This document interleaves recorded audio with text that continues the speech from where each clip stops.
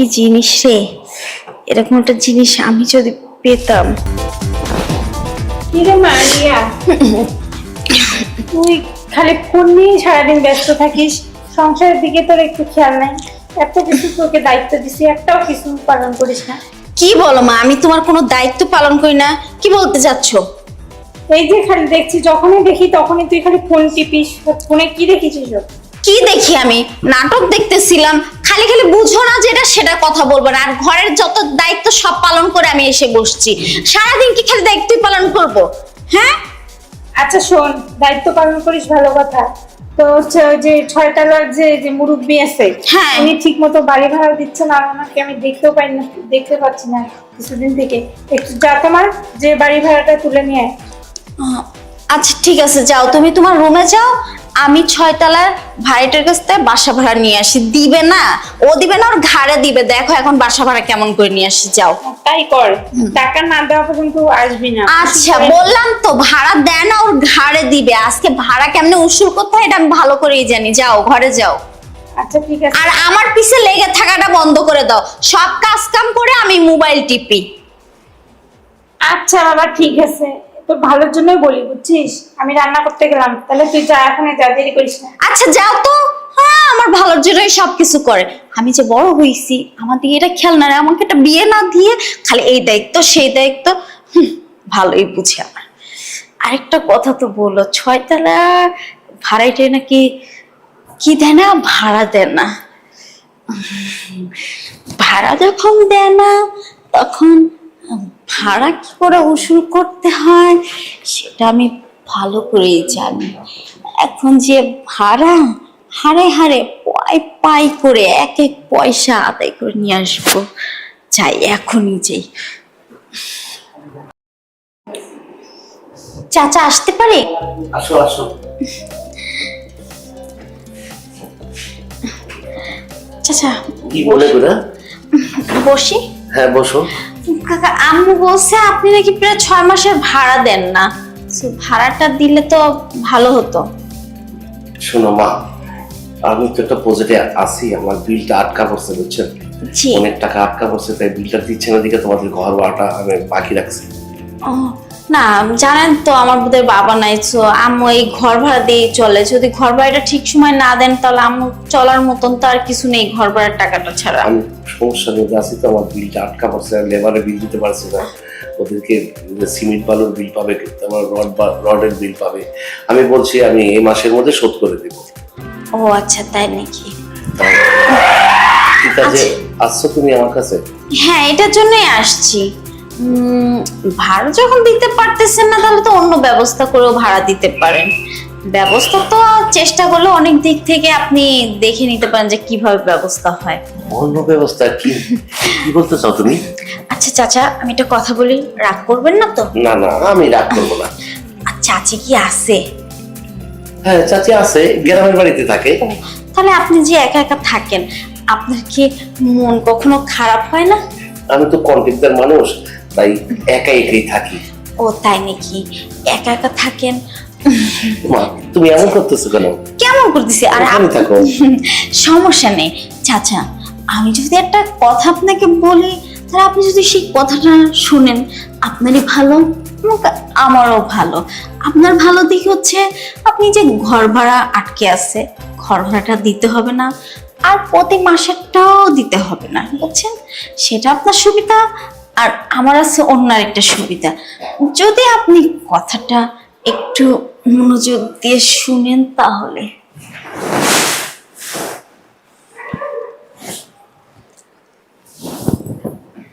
না মানে তুমি যে প্রস্তাবটা দিছো, আমি প্রস্তাবটা বুঝতে পারছি, কিন্তু আমার দ্বারা তো সম্ভব না। কি প্রস্তাব দিছি চাচা? আমি তো এখনো কিছু বললামই ওই না। যে ঘর ভাড়াটা বললা যে একটু ম্যানেজ করে নিবা। ম্যানেজ করে নিব? কিভাবে ম্যানেজ করব, কি আমি করব? বুঝতে পারতেছি না কি বলতে চাও তুমি। আচ্ছা চাচা, এই যে চাচিকে আপনি বিয়ে করছেন, বিয়ে করার পরে কি চাচিকে আপনি খালি খাওয়া পড়া দিয়ে রাখেন না আর কিছু দেন? না, সবকিছুই দেই আমি। সবকিছু বলতে? সবকিছু, খাওয়া পড়া, আদর যত, শাড়ি গয়না সবই তো দেই। আদর যত্ন? ধরেন এই যে আমার বাবা আমার মাকে কিন্তু আদর যত্ন দিয়ে আমাকে আনছে। আমি তার মেয়ে হয়েছি কিভাবে? আমার বাবা মার আদর যত্নে। কিন্তু আমারও না আদর যত্ন প্রয়োজন, কারণ আমার তো বিয়ের বয়স হয়েছে, আমার মা বুঝেন না। তুমি বুঝতে পারছেন তো? হ্যাঁ আমি বুঝতে পারছি, কিন্তু তুমি আমাকেই প্রস্তাবটা দিচ্ছ কেন? চাচা, আপনিও চাচি ছাড়া, আমিও জামাই ছাড়া, বুঝছেন? তাহলে আপনারও যদি চাচি হয়ে যায় একটা, আর আমার যদি একটা জামাই হয়ে যায়, কেমন হয় না? শোনো, তুমি একজন আবিয়াবাতা মেয়ে, তোমার যদি কিছু একটা হয়ে যায় পরে আমার মান সম্মান নিয়ে টান দিবে। আরে চাচা, আপনি এগুলার চিন্তা করবেন না, ওগুলা চিন্তা আমি করব। আপনি খালি চিন্তা করেন যে আপনার প্রতি মাসের ভাড়াটা যেন না দিতে হয়। তাই কি আমার এই বয়সে কি আমার এটা মানায়? কেন আমার কি মানাবেন না? সম্ভব? চাচা, মন কখনো বয়স দেখে না, বুঝছেন? মন শুধু ভালোবাসা দেখে। বয়সে কিন্তু ভালোবাসা হয় না, মনে মনে ভালোবাসা হয়। তবু মানুষে কি বলবে বলো? উফ, এত সুন্দর সুখের কথা, শান্তির কথা তুমি কিভাবে বলতে পারলা? আমার তো আর তোর সহ্য হচ্ছে না। তাই না চাচা? তোর সহ্য হচ্ছে না? রাত্রে ঘুমাই নেই তো টেনশনে। রেডি আছি। আরেকটা কথা বান্ধবী, তুই কি মালটাল সব রেডি করছিস? রাত্রে কিন্তু আমরা পার্টি করব, এটা টেনশনে আমার ঘুম আসে নাই। ও আনছোস? তাহলে তুই দাঁড়া, আমি ধর বাসার থেকে 2-4 মিনিটের মধ্যে বের হয়ে যাব। ওকে, রেডি আমি, ঠিক আছে? আম্মুকে বলে দেবো বের হতে হবে। ওকে, বাই। যাই। আম্মু যেন কোথায়, মনে হয় রুমে ঘুমাচ্ছে। থাক, আমি যাই, যে বলে চলে যাই বাইরে।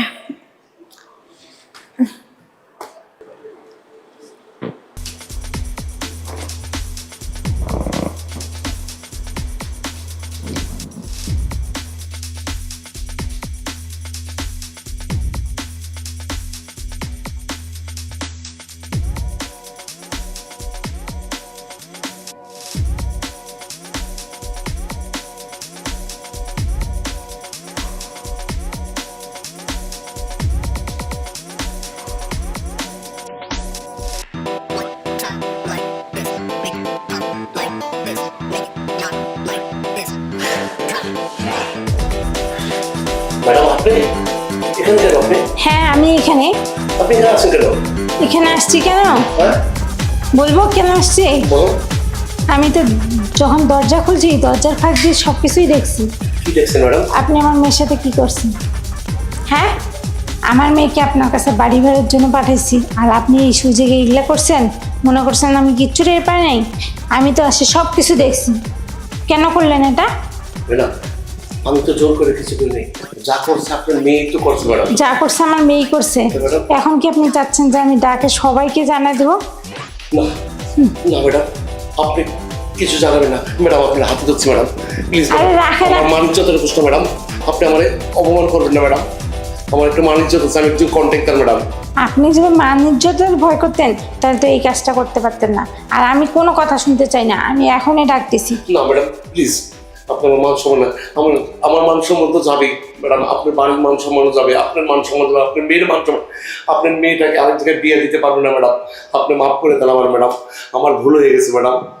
ও, ভুল হয়ে গেছে তাই না? তাইলে মাফ করতে পারি, একটা শর্ত আছে। কি সত্য ম্যাডাম?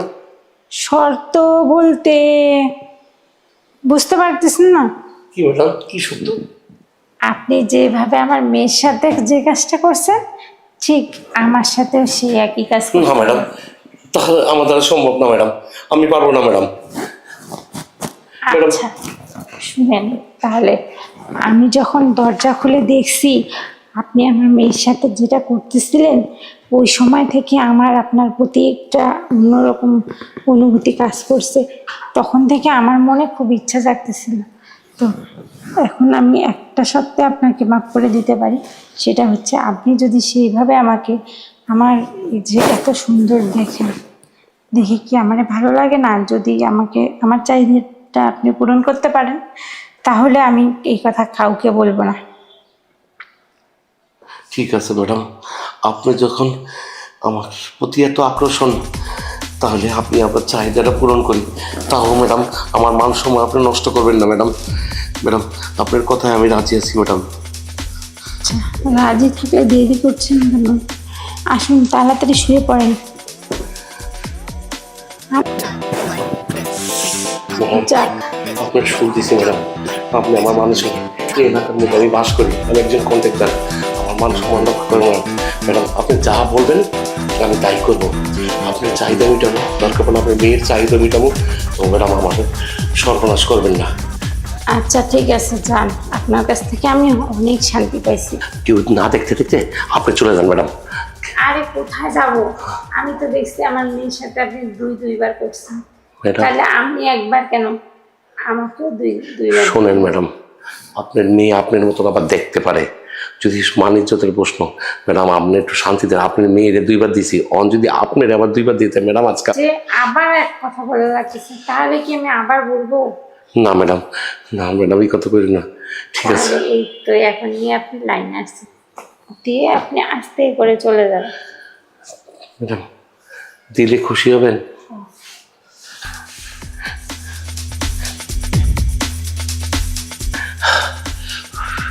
ম্যাডাম এখন কেউ না দেখতে দিতে আপনি চলে যান ম্যাডাম। যান, শান্তি পাইছেন ম্যাডাম? অনেক শান্তি পাচ্ছি। আচ্ছা আচ্ছা, আপনি এই কথা আর কাউকে বলবেন না। না না না না ম্যাডাম, দেখে যাই, খবরদার আপনার মেয়ে যেন যাও না দেখে। ওষুধটা করে দিন। আচ্ছা উফ, আল্লাহ রে কি পাল্লায় বললাম, মেয়েরও দিতে হয়, মেয়ের মায়েরও দিতে হয়। এ তো আজকাল সারা রাত দিন আমারে আজকাল অস্থির করে ফেলেছে। আমি বুড়া মানুষ, দুইবার করে 4বার আমার এত শক্তি এলো কুত্তিকা। যাক, এক ডিলে যখন 2 পাখি পাইছি, ওকে দুজনেরই খামো, আর এই বাড়িটা আমি দখল করে নিব। মাও খামো, মায়েরও খামো। আমি থাকুম পার উপরে পাও দিয়া আরামে যাই। এখন আমি একটু ফ্রেশ হইয়া আরামে একটা ঘুম দিই। শান্তি যা পাইলাম রে। আমি গ্রামের বাড়িতে যাবো না, আমি গ্রামের বাড়িতে যাবো না, আমি এনেই থাকুম।